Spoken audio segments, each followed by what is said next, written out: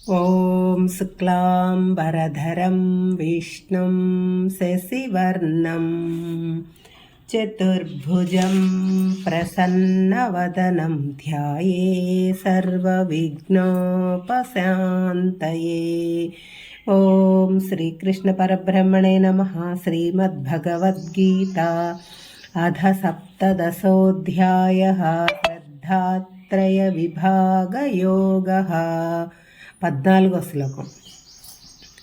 దేవద్విజ గురు ప్రాజ్ఞ పూజనం శౌచమార్జవం బ్రహ్మచర్యమహింసా చ శారీరం తప ఉచ్యతే. దేవతలను, బ్రాహ్మణులను, గురువులను, ప్రాజ్ఞులను పూజించటం, మానసికంగాను శారీరకంగాను శుచిగా ఉంచటం, చక్కని ప్రవర్తన కలిగి ఉండటం, బ్రహ్మచర్యమును అహింసను పాటించటం, వీటిని శారీరక తపస్సులు అని అంటారు. తపస్సు అంటే ఏకాగ్ర దృష్టితో, నిర్మలమైన మనస్సుతో, అత్యంత శ్రద్ధాభక్తులతో చేసే ఏ పని అయినా తపస్సు అని అంటారు. తపస్సులు 3 రకాలు. మామూలుగా 3 గుణాలతో అన్నీ విభజిస్తుంటారు. అంటే సాత్విక, రాజసిక, తామసిక లక్షణాలతో విభాజన జరుగుతుంది. ఇక్కడ మాత్రం శారీరక, వాచక, మానసిక అనే కరణములు అంటే ఉపకరణములతో చెయ్యటం. దీనినే త్రికరణములు అంటారు. త్రికరణములు అంటే శరీరము, వాక్కు, మనస్సు. వీటిని బట్టి తపస్సులను 3గా విభజించారు. ఇందులో మొదటిది శరీరంతో చేసే తపస్సు, రెండవది వాచికంగా అంటే మాట్లాడే మాటలతో చేసే తపస్సు, మూడవది మానసికంగా చేసే తపస్సు. ఇప్పుడు మనం శారీరక తపస్సు గురించి తెలుసుకుందాం. దేవతలను పూజించటం, ఆరాధించటం, అభిషేకాలు చేయటం, హారతులు ఇవ్వటం, నివేదనలు సమర్పించటం. మానవులు సాధారణంగా తమోగుణ ప్రధానంగా ఉంటారు. ఉదయం 9 కాంతి నిద్ర లెగవరు. ఆ తమోగుణాన్ని మనలోంచి పారద్రోలాలి. ఈ ప్రక్రియను నిర్దేశించారు. ఇప్పుడు దేవాలయాలు చిన్నవిగా ఉన్నాయి, కానీ పూర్వకాలంలో దేవాలయాలు ఎంతో విశాలంగా ఉండేవి. ఒక్కసారి ప్రదక్షిణం చేస్తే కిలోమీటర్ అవుతుంది. అందుకని ఉదయమే లేచి స్నానం చేసి దేవాలయానికి వెళ్ళటం, ప్రదక్షిణలు చెయ్యటం, పరమాత్మను దర్శించుకోవటం, పూజించటం, ప్రసాదం తీసుకోవటం ఒక తపస్సుగా చేయమన్నారు. ఈ తపస్సు మనలో ఉన్న తమోగుణ ప్రభావాన్ని తొలగిస్తుంది. పరమాత్మ పట్ల భక్తి పెరుగుతుంది. తరువాత తపస్సు బ్రాహ్మణులను, బ్రహ్మజ్ఞానము కలవారిని పూజించటం, ఆదరించటం, సత్కరించటం, గురువులను గౌరవించటం, పూజించటం, శరీరమును ఎల్లప్పుడూ పరిశుభ్రంగా ఉంచుకోవటం, ఎటువంటి కపట స్వభావము, కుటిలత్వం లేకుండా మంచి ప్రవర్తన కలిగి ఉండాలి. అనుకున్నది చెప్పటం, చెప్పింది చెయ్యటం, బ్రహ్మచర్య వ్రతమును పాటించటం, ఇతరుల మనసును కానీ శరీరానికి కానీ ఎటువంటి హింస చేయకూడదు. ఇవన్నీ శారీరక తపస్సులు అని అంటారు. వీటిని ఇంకా వివరంగా తెలుసుకుందాం. దేవ, ద్విజ, గురు, ప్రాజ్ఞ పూజనం అంటే దేవతలను, పెద్దలను, బ్రాహ్మణులను, గురువులను, పండితులను పూజించటం. శారీరక తపస్సు పెద్దలను పూజిస్తే, ఆదరిస్తే, గౌరవిస్తే మనలను మనం గౌరవించుకున్నట్టే. గురువులను, పండితులను పూజిస్తే వారు మనకి చక్కని మార్గం చూపుతారు. దేవతలు, పెద్దలు, గురువులు ఆశీర్వాదాలు ఉంటే జీవితం సాఫీగా గడిచిపోతుంది. వారిలో ఉన్న అహంకారం, గర్వం నశించిపోతాయి. కోపం తగ్గుతుంది. భగవంతుని చేరుకోవాలనుకునే వారికి ఈ శారీరక తపస్సు ఎంతో ముఖ్యం. ఇక్కడ ద్విజుడు అనే పదం వాడారు. ద్విజ అంటే రెండో జన్మ. ప్రతివాడు పుట్టగానే ఏ వర్ణానికి చెందడు.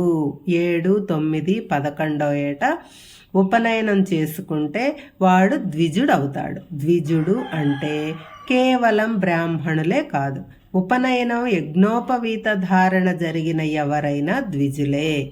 ఉపనయనం ఒక సంస్కారం, ఒక తంతు కాదు.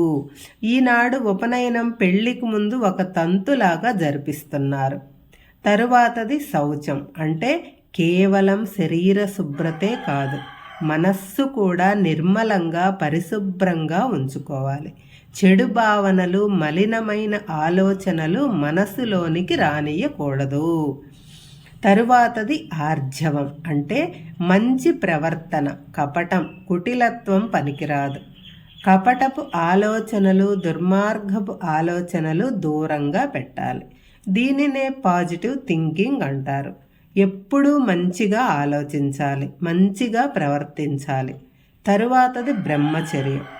ఈ పదానికి మనకు ఒక రూఢి అర్థం ఉంది. పెళ్లి కానివాడు బ్రహ్మచారి, వాడు ఎంతమందితో తిరిగినా వాడిని బ్రహ్మచారి అంటాడు. అది తప్పు భావన.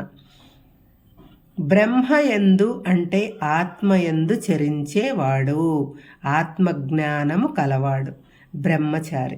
మరొక అర్థం చెప్పుకోవాలంటే గురువు దగ్గర విద్య నేర్చుకునేటప్పుడు పాటించేది బ్రహ్మచర్యం. గృహస్థు కూడా బ్రహ్మచర్య నిష్టను పాటించవచ్చును. కేవలం తాను శాస్త్రోక్తంగా వివాహమాడిన భార్యను తప్ప పరాయి స్త్రీని కన్నెత్తి కూడా చూడని గృహస్థును కూడా బ్రహ్మచారి అనవచ్చు. కాబట్టి కపట బ్రహ్మచర్యం కాకుండా నిజమైన బ్రహ్మచర్యమును పాటించాలి. తరువాతది ఆఖరిది అహింస, అంటే సాటి మానవులను, ప్రాణులను హింసించకపోవటం. అహింస అంటే శారీరక హింసయే కాదు, మానసిక హింస కూడా హింస కిందకే వస్తుంది. ఇతరుల మనసుకు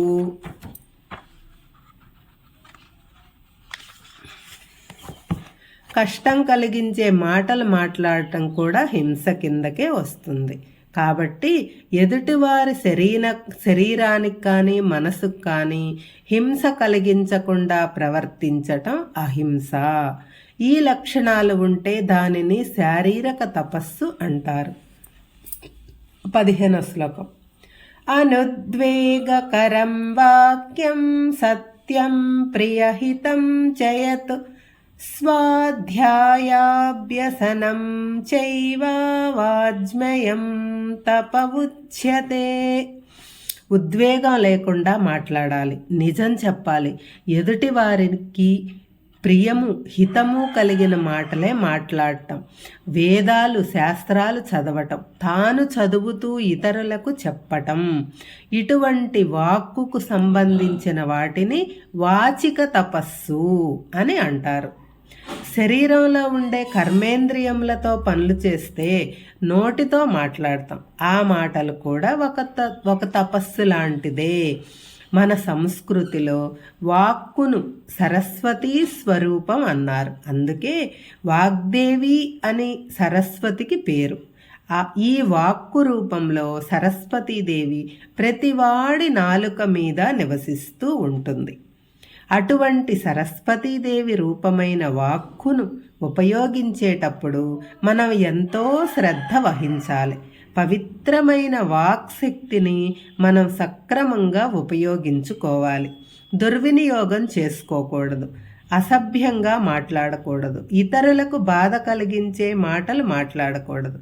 అందుకే వాక్కును బాణంతో పోల్చారు. వాగ్బాణాలు అని అన్నారు. ఒక దివ్యాస్త్రమును ప్రయోగించిన తరువాత ఉపసంహారం చెయ్యవచ్చేమో కానీ ఒక్కసారి మాట బయటకు వస్తే దానిని వెనక్కు తీసుకోలేము. ఏదైనా ఆయుధంతో శరీరానికి గాయం అయితే కొన్ని రోజులకు తగ్గిపోతుంది, కానీ పరుషమైన వాక్కులతో మనసును గాయపరిస్తే ఆ గాయం ఎన్నటికీ మానదు అని అంటారు. వాక్కు అంత శక్తివంతమైంది, దానిని సక్రమంగా ఉపయోగించుకోవటం మనందరి బాధ్యత. అది ఎలాగంటే ఉద్వేగం లేకుండా మాట్లాడటం, పరుషంగా మాట్లాడకపోవటం, ఇతరుల మనసును బాధ పెట్టకుండా మాట్లాడటం, ఎల్లప్పుడూ సత్యం పలకటం. అంటే తెలిసిన విషయాలే మాట్లాడాలి, తెలియని విషయాలు తెలిసినట్టు మాట్లాడకూడదు.